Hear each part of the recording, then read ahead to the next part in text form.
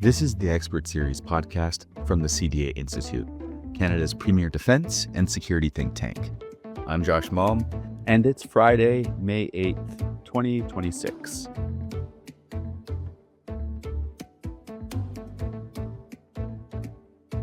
As countries place greater focus on defense spending, supply chain security, cybersecurity, and critical infrastructure, NATO allies and partner nations are moving forward with plans for the Defense, Security and Resilience Bank, or the DSRB. The proposed institution would provide low-cost, long-term financing for projects related to military readiness, defense production, infrastructure protection, and supply chain resilience, while also helping governments and private companies access capital for defense-related initiatives. Canada has played a leading role in the discussions and has been selected to host the bank's future headquarters, with several Canadian cities under consideration. Today, Jeff Tasseron and Jonathan Berkshire Miller join us to explore what the DSRB could mean for Canada, NATO allies, and the future of defense and security financing.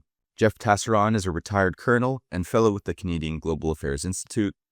He's also the Director of Strategy and Innovation for CGAI, but his commentary will be informed by his military experience and as a CGAI fellow. Jonathan Berkshire Miller is the co-founder and principal for Pendulum Geopolitical Advisory at the Pendulum Group. We'll open today's discussion with Mr. Tasseron before turning to Jonathan to close out today's episode. This is the Expert Series.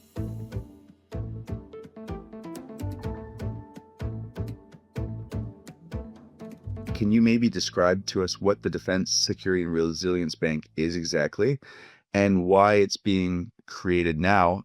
Maybe touch on some of its origins. Yeah, I guess, I'd start by saying that, I'm hardly a financial expert and nor is this particularly, this particular area something I've been tracking super closely. But I really see it as, a kind of a piece of the broader initiative to reform defense procurement and open apertures for Canada to realize benefits from the ongoing defense investment strategy as it's unfolding through, not solely the creation of the bank, but also, policy changes related to procurement, general CAF modernization, and things like the formation of the Defense Investment Agency. So you just brought up three different points there, Jeff. I'm hoping we can break them apart and touch on them a little bit. So the first point you made is broader initiative to reform procurement. We have policymakers listening to this podcast, retirees from the CAF, members of industry, but we also have a general audience. So could you maybe break down some of the issues currently in procurement and why procurement needs to be reformed? Yeah, well, please. So that's a question for a podcast all on its own. And of course, there's been a lot of ink spilled about defense procurement. But I think the major elements are pretty straightforward. These are complex, multi-year, multi-hundred million, multi-billion dollar investments. And they're the kinds of platform plays and purchases that really are required to, allow the Canadian forces, to operate effectively and to be credible in its various national security roles. But regrettably, owing to a whole bunch of factors, the systems that have been put in place to govern the purchase of some of these pieces of defense equipment have been really challenged, both by the tempo of change going on, but also just by sort of the day-to-day exercise of the government's agenda and the degree of complexity that's been built up over the years.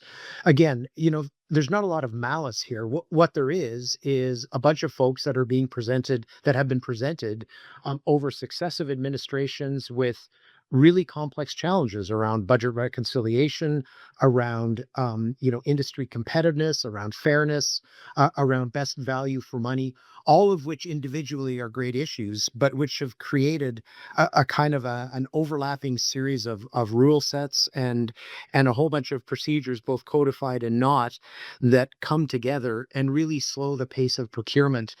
And I guess what we're seeing now is only the latest attempt, but probably probably in some ways, perhaps the most significant attempt in several generations to really deal with that and to try to kind of square the circle on buying things quickly and in a relevant time frame, while also preserving, economic advantage, and delivering value to Canadians in terms of the scarce tax dollars spent. So there's a bunch of problems that are kind of wrapped up in it, but the net effect is, if we can't buy things quickly enough, if we can't make sure that we're balancing the need for and the benefits of competition with sort of quality and issues like interoperability with other countries, and ultimately if we're not seeing a return on those investments that are commensurate with the money that we're investing, we're just not doing as well as we might as a country. And of course we in some cases compare badly to some of our allies in that respect. So, Jeff, I mean, yes, Canada infamously has had a long struggle with procurement and has had many procurement challenges throughout our history that still adversely impact our readiness today. That combined with the fact that, up until very recently, we were seen as laggards in NATO. For the past 10 years or so, we've been having conversations about how up until we just hit 2%, about how Canada is failing to meet the 2% defense spending threshold. And I know that the world has changed quite significantly just within the past year or so here, but some may find it interesting that Canada was chosen to headquarter this bank. So I would turn it back to you and ask, why do you think Canada is playing a leading role in establishing the bank, and what does it say about Canada's priorities right now and how it's maybe viewed by its allies? Well, I think there's a couple ways to answer that. I mean, obviously, the kind of most optimistic one is that a bit of a bit of sort of the changing policy environment, and Canada's government's response to that environment is being noticed throughout the world, and is being I guess reflected or perhaps acknowledged by mechanisms like this. I think that's probably a little bit overly optimistic. I think the reality is, this is part of, like I said at the beginning, a kind of a wider initiative that is intended to sort of raise both the profile and the substance of Canada's involvement in matters of defense in ways that benefit Canada and also reflect, positively on our contributions to, multilateral institutions like NATO. So I'm not saying that it is insubstantial. Obviously, it's not intended to be that, and I don't think we've really seen how this particular institution is going to function fully. But I think we have to be realistic and nested in the context of a wider effort, not only to do better with our own defense investments, but also to be seen to be doing better, and in doing so, create that virtuous circle of uplift that is necessary, I think, to really see the kinds of economic returns that we want. Jack, you mentioned it earlier in your first answer. You brought up the fact that Canada had also created or released, rather, its defense investment strategy as well as defense investment agency. Now, I don't want to get too speculative, and we might not really know the answer here, but obviously, this is one of many significant defense announcements made by Canada over the past year and a half or so. From your perspective, how might the establishment of this bank tie in, if at all, with our defense industrial strategy, or complement it, perhaps, maybe? I mean, I think there is no way that the two can be divorced from one another. They absolutely have to work in lockstep. There has to be, both a recognition of and provision, for the activities of a defense investment bank within the wider, Canadian defense industrial strategy. And I mean, again, it's early days, and even the enabling legislation for the Defense Investment Agency is only just starting to come out, with the ways and means. So I think there's a lot of sort of process and procedure to kind of understand there, but this clearly has got to be part and parcel of the defense investment strategy and execution, and there has to be a degree of connectedness between the business of the Defense Investment Agency and its procurement approaches and the mechanisms that presumably will be made available through the bank. So yeah, I see it as part and parcel of a much larger and presumably more coordinated strategy. Do we know what kinds of projects or capabilities the Defense Security and Resilience Bank might be funding, and how that might differ, if at all, from traditional defense spending? I think logically, you would anticipate, and I mean certainly in the materials that I've seen around the bank, they do take some pains to mention, the availability of financing mechanisms for small and medium enterprises, and the focus on new technologies and sort of developmental paths that might not otherwise be as easily accessible, through some of the more traditional government funding approaches. And I guess that it kind of, I think it sort of is a bit of a signpost to one of the sort of structural challenges of defense procurement writ large, not just Canadian defense procurement, but globally, in that a lot of the mechanisms that have grown up around it tend to be focused on large, government level, national level acquisitions of significant program size, which I think is going to continue. Obviously, governments are still going to need to be buying, large, big ticket items, but to some extent, I think it reflects the degree to which that has been a bit of a barrier to sort of small and more innovative enterprises entering the market. Some of that, of course, is to the benefit of large original equipment manufacturers who like to be able to control their chains of supply and control the pace of innovation. But I think some of it as well is just the simple reality that the exercise of defense and the supporting technologies are changing so quickly, and so the old ways of we'll just buy what innovative technologies we need in the context of a large platform buy. Those are no longer as relevant in a world where it seems just as likely that relatively small technological steps forward, 3D printing, interceptor drones or new analytic ways of analyzing troop movements or things like that are as likely to have significant strategic effects as the next fighter or warship or major platform. Jeff, just realizing I probably should have asked this question a little bit earlier on to help set a bit more context. But, from your perspective, and we've chatted a little bit about it, how do you see the DSRB actually working in practice from what we know so far? What other countries are involved? Who puts money in and who can access it, or rather, how is it distributed?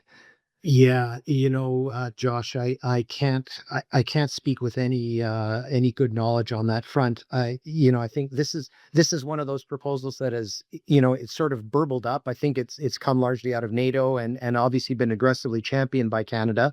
I think there's been some questions and some caution on behalf of some other countries such as the UK and Germany.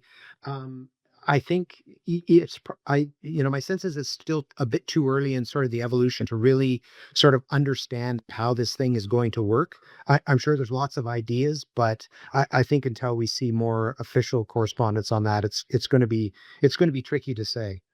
I mean, macro, it sounds like the sort of closest equivalent construct would be something like the World Bank. And that it would be a World Bank focused on defense and security investments.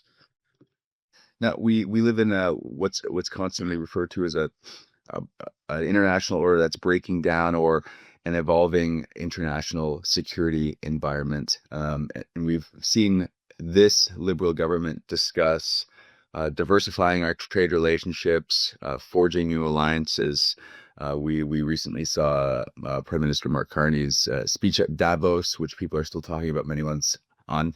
Do you see the creation of a sort of joint organization like this that other countries can access, including Canada? Do you see that as part of steps Canada seems to be taking to hedge or sort of rather manage and navigate this international order, particularly in light of our changing relationship with the United States? Yeah. Yeah, absolutely. I mean, I don't think that if we were not faced with some of the challenges that we're faced with today, I don't think that there would be anywhere near the degree of governmental engagement in defense affairs, and certainly the creation of novel financial instruments or significant legislative change. I mean, there always has to be there has to be a catalyst for these things to occur. Ideally, obviously, governments are proactive and foresee a changing situation, and take steps to deal with it before the situations happen. But a pretty good second best is coming up with some ideas about how to be A, how to react, and then B, how to move forward in a more resilient fashion. So I definitely see that as part and parcel of that wider response. But actually, I was at a discussion a little while ago, and someone there said something very interesting about a lot of these announcements and a lot of these mechanisms. And what they said was, we're getting into the follow through phase. And that I thought was kind of a really sort of a delightful way, to kind of bring the issue to light, which is that, now we're almost getting through sort of the quote unquote easy steps of talking about these things, and starting to make the legislative moves to enshrine them, and starting to sort of work out some of the policies and processes. But now we're getting to the point where I think there's a broad expectation that these things are going to start doing stuff.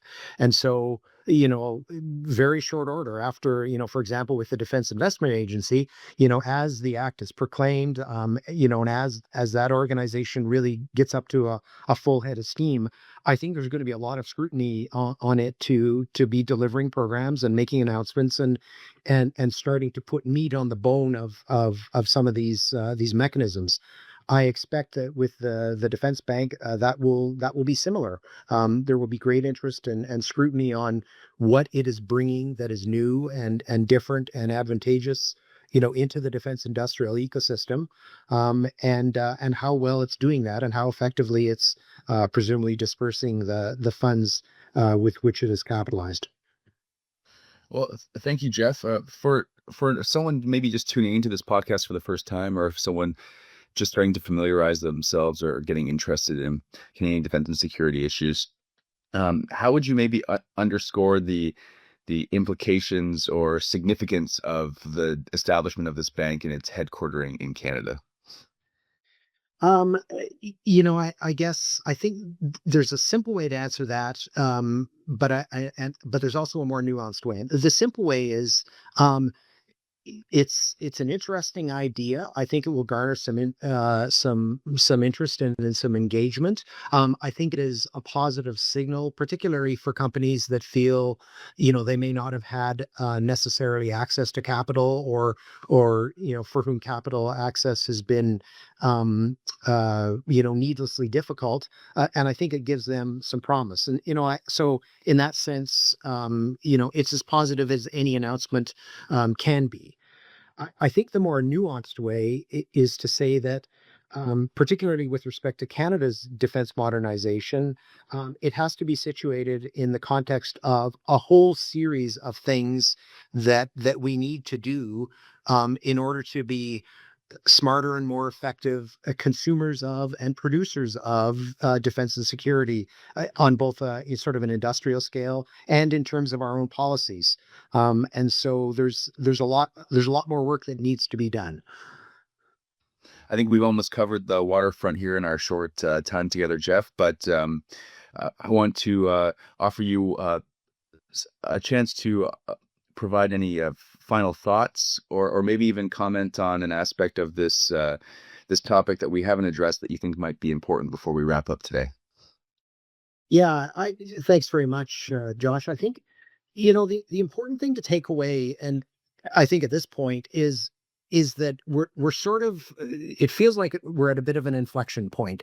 And I think there have been a lot of good and interesting things that have been happening in the defense policy space. There's been some really valuable signals of intent. Certainly the resource allocations are there in the short term. The need in terms of the Canadian forces at a sort of a micro level, but also the wider national security debate, and the needs that are implied by, concerns over our sovereignty or concerns over our position in the world, or simply concerns over our productivity. I think people are starting to get a sense that there's a coalescence there, there's an abundance of will, and there are some resources to do some things about it. But the inflection point that we're at, we're not quite over it. And that, that extension into real action, into announcements, into different ways of working and executing on defense contracts, and into different, international conversations and a different profile for Canada with its allies. I think that is all what is yet to come. And so it's going to be a super exciting period. Obviously, I'm optimistic in the sense that, the need is so pressing that failure is not an option. So, we've got to get our act together, and this is one of those generational moments. But it's going to be a pretty sporty ride, and we're going to have to keep our eyes open, and we're going to have to hold each other to account. I think as industries, as defense practitioners, as governmental representatives, and as Canadians.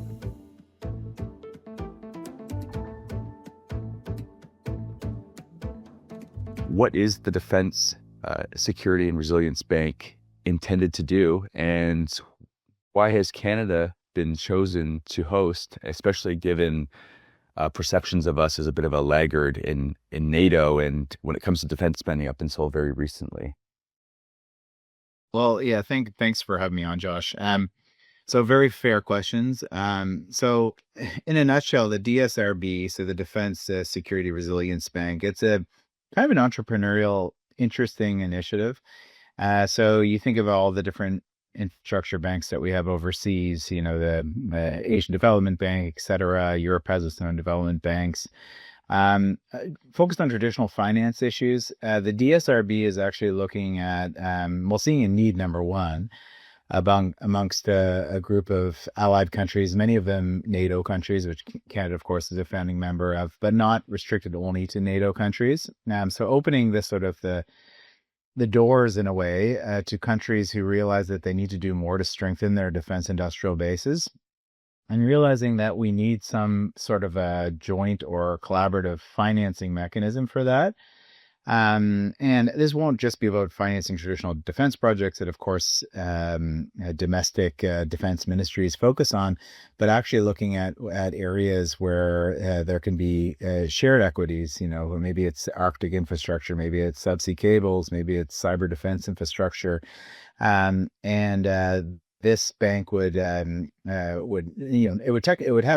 member states that would actually engage, but it would be more traditional in the sense of having financial institutions and private sector actors putting their stakes in. So I think Canada, one of the reasons to your question why Canada got chosen, of course, there's all sorts of fair criticisms on why Canada wouldn't be a good choice, thinking about our history on defense spending and taking so long, for example, to make the NATO 2% target, which we finally have accomplished, apparently.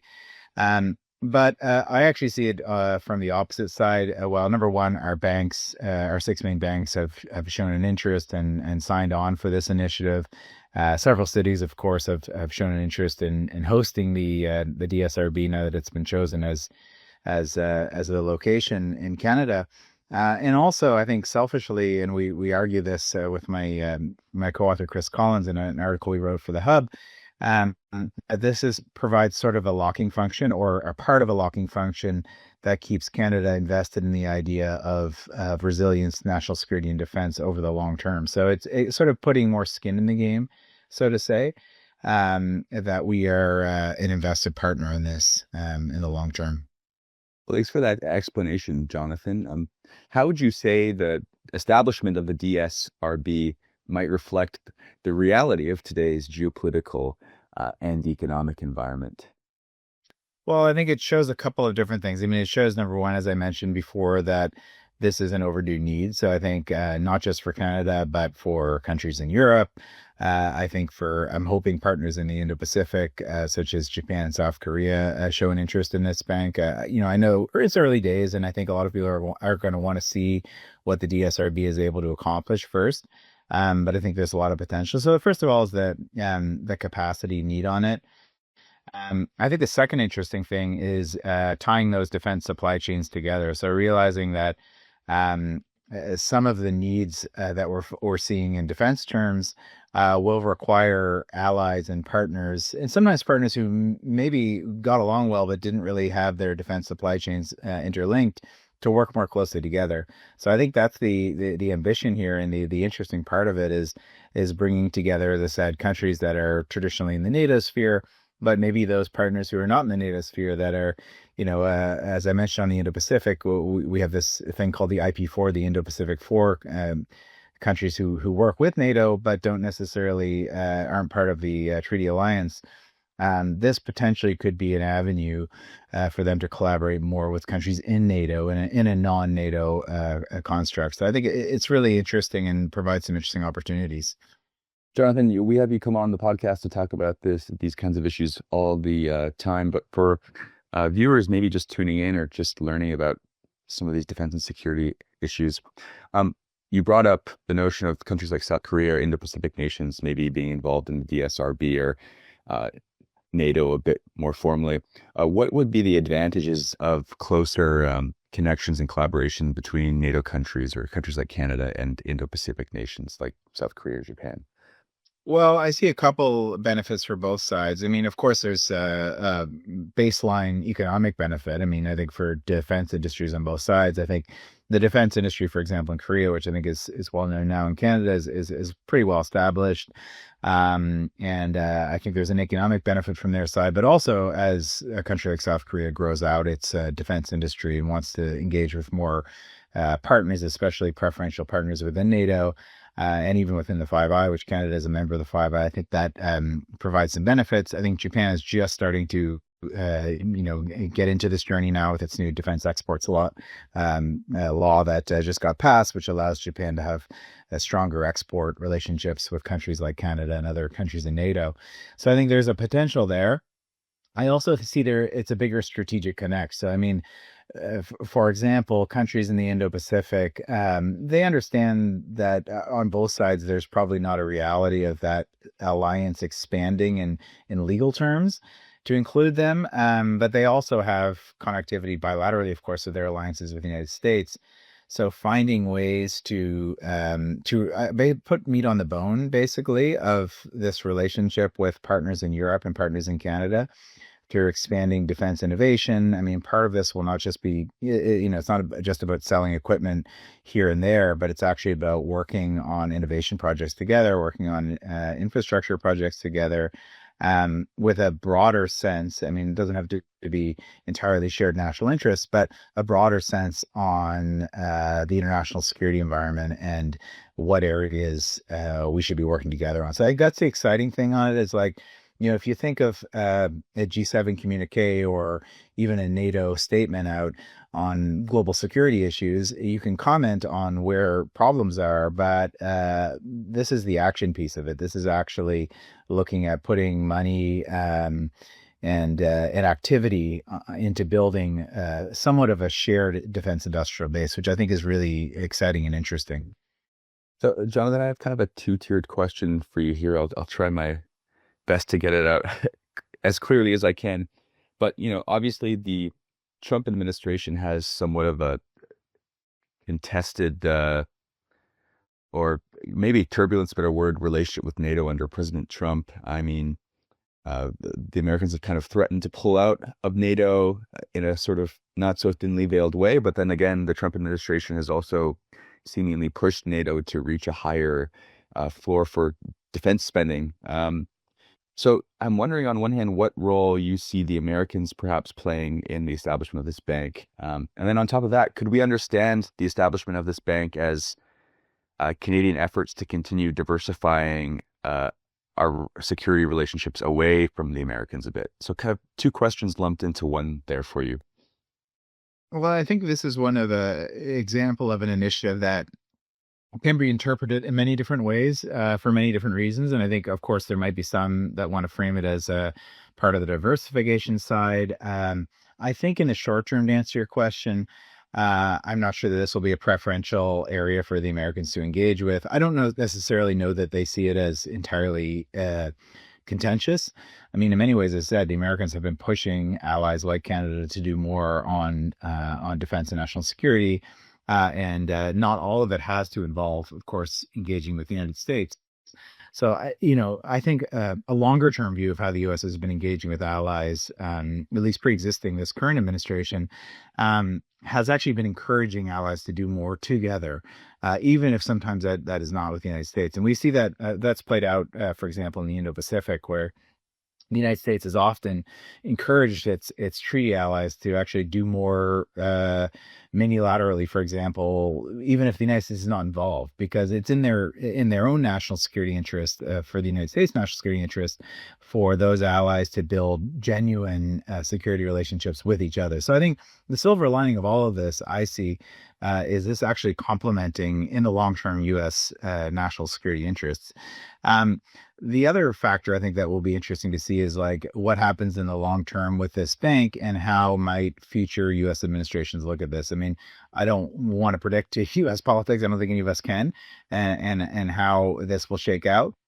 But I think that some of the underlying premises of the DSRB are not necessarily contentious to U.S. interests, as I said before. So this might be a case of something in the short term where the United States and potentially other allies as well. I mean, I said this is not when something starts up, there's a lot of people who ask fair questions. Some of them geostrategic in nature, some of them just purely on, finance issues, how the bank will operate, et cetera, et cetera. So I think there's a lot of there's a fair bit of caution and doubt amongst some allies, but that may change as this bank evolves and starts to put some projects out. So again, Jonathan, I know it's early days and we don't want to be too speculative here, but what kind of benefits could the bank unlock specifically for Canada and then maybe more broadly for allied defense firms in the industry?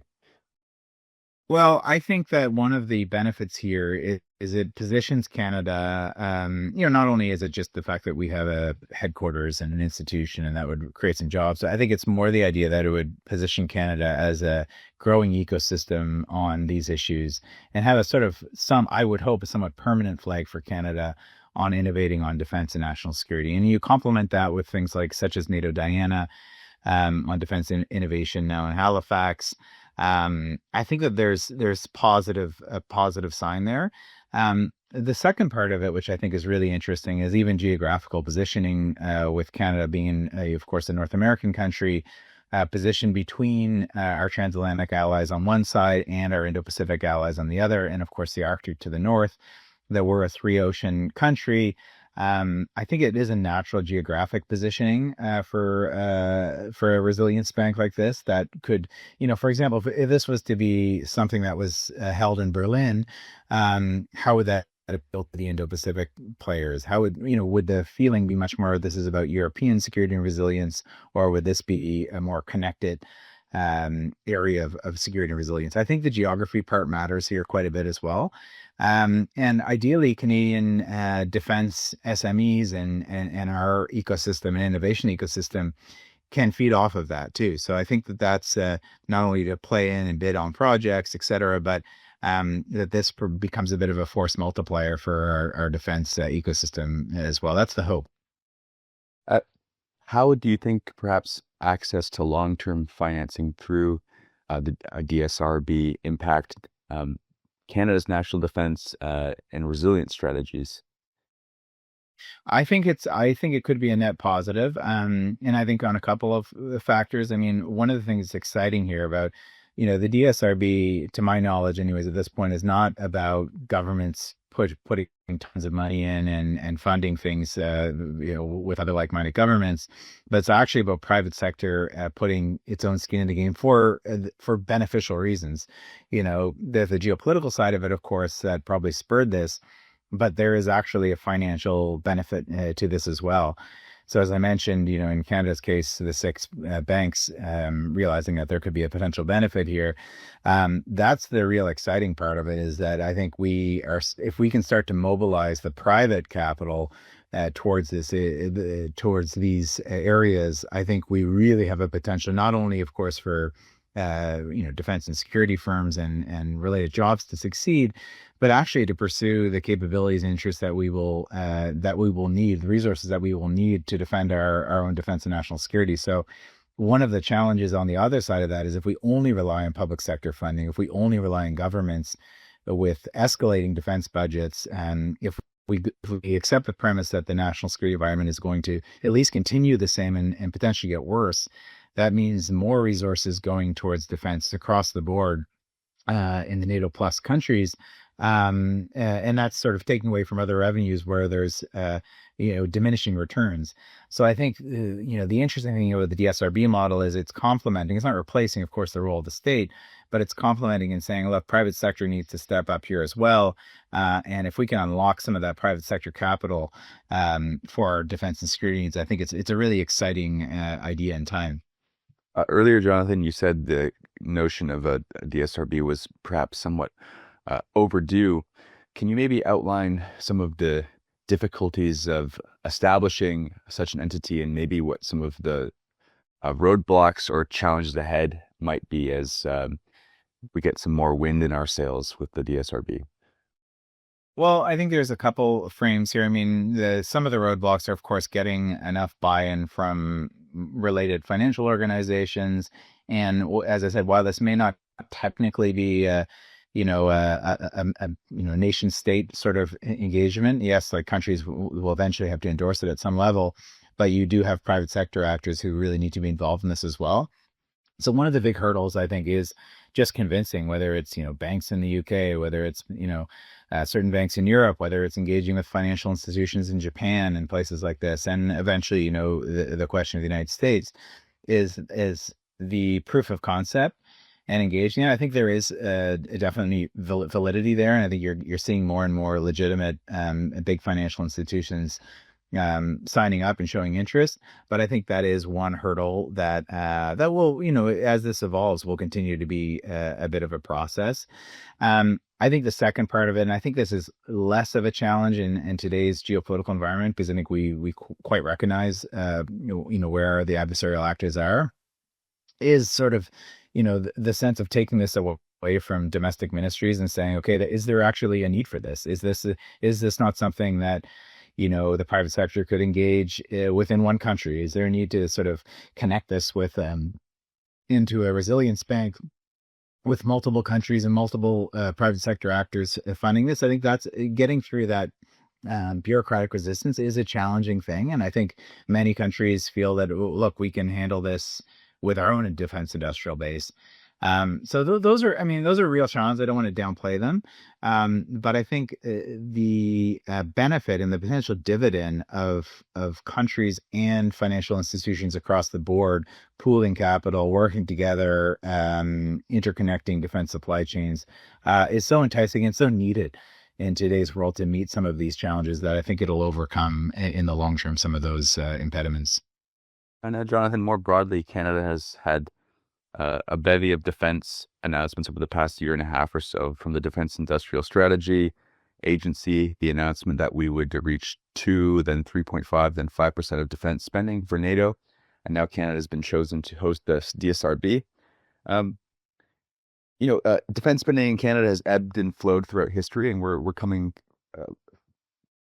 moving on from a period where we did not invest as much in our defense. Do you see this interest and political will to keep investing in defense? Do you see that as something that can be sustained in the more medium to longer term, or will we just have to wait and see? I wish the answer was yes, and I think the answer is sort of a maybe or let's see. But I think part of this depends on the way that this is framed to Canadians, and I think this is true for any audience when you're talking about defense spending. So let's go into a bit my worries about this. Number one is that, yes, we're in a pretty good moment, I guess, if you're one who cares about defense spending and feels that we should be doing more on this. As you mentioned, you listed off a few of the initiatives. The DSRB obviously hosting is interesting. The Defense Industrial Strategy, Defense Investment Agency, NATO pledges, defense spending, procurement projects coming up. So it's an exciting time where there hasn't been a whole lot of excitement in recent years before this. So that all of that to say, that's a very good thing. Sustaining this is another challenge.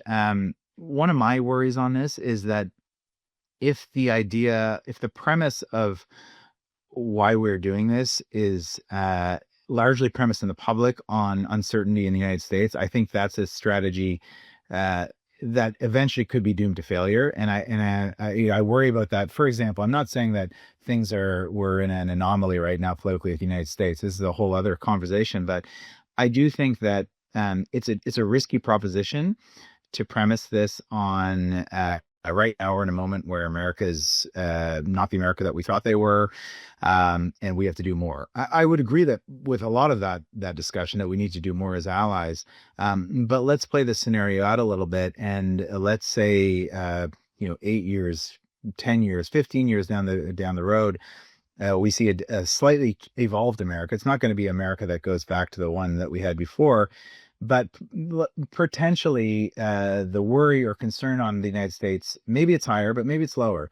How does that view the Canadian or other allies' view on national defense spending, national security spending?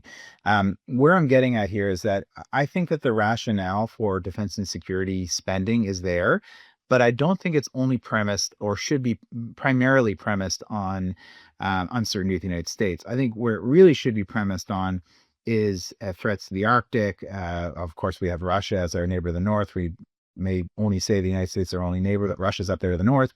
We have an ascendant China in the Indo-Pacific, which has ambitions to be a global security power. And the convergence between the two of them. I mean, I see those as long-term challenges, both to Canada, but also to our broader alliance network and friends.